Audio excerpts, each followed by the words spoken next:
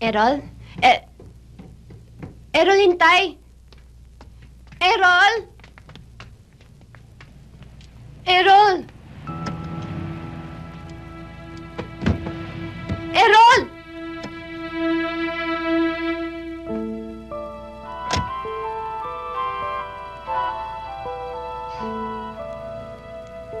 Hello.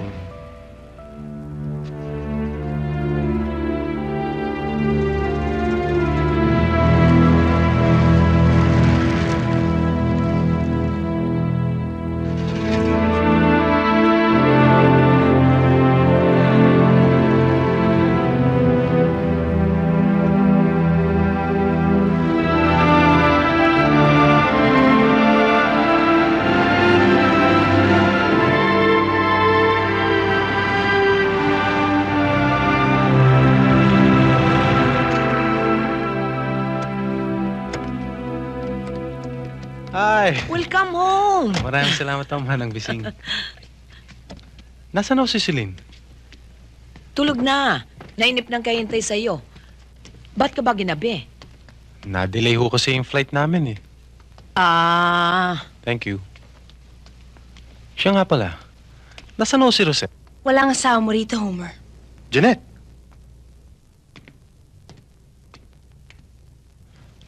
Kanina ka pa rin niya hinihintay.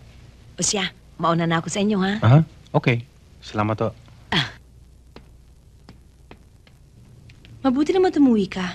Akala ko iisnabi mo na naman ang mga sulat ko. O ngayon, mawi-witness mo how your devoted wife plays around habang nasa Saudi ka. Tulad ngayon, hating gabi na, wala pa siya. Kung sino-sinong lalaki na naman ang kasama nun, hindi ka na mabibigyan ng kahihiyan ng asawa mo, Homer?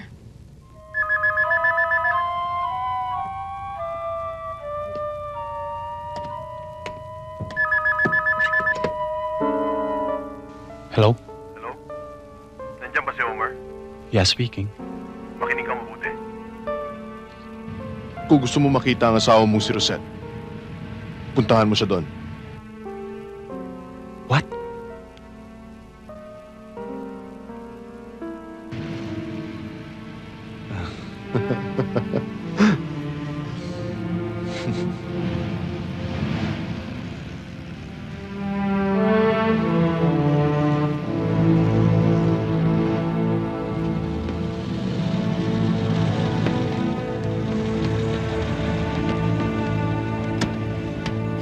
Rosette!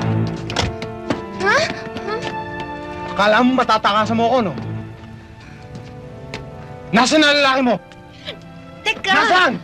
Teka muna! Sino ka ba? Ako ang Sino asawa ba mo! kayo? Ma'am? Wala naman akong asawa. Rosette! Ano na namang gimmick to? Sa bahay na tayo mag-usap. Ma'am? Rosette! Ma'am! Rosette? Rosette! Hindi ko nakita eh. Rosette?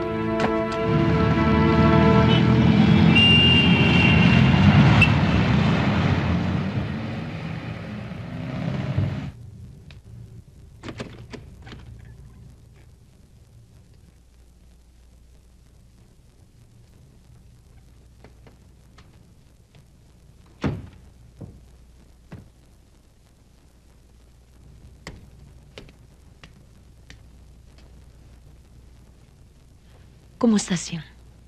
Mabuti naman ho. Bukod sa konting gasgas at mga bugbog, sabi ng doktor, wala naman hong grabing pinsala. Hinimatay lang sa pagkabigla. Mabuti naman kung ganon.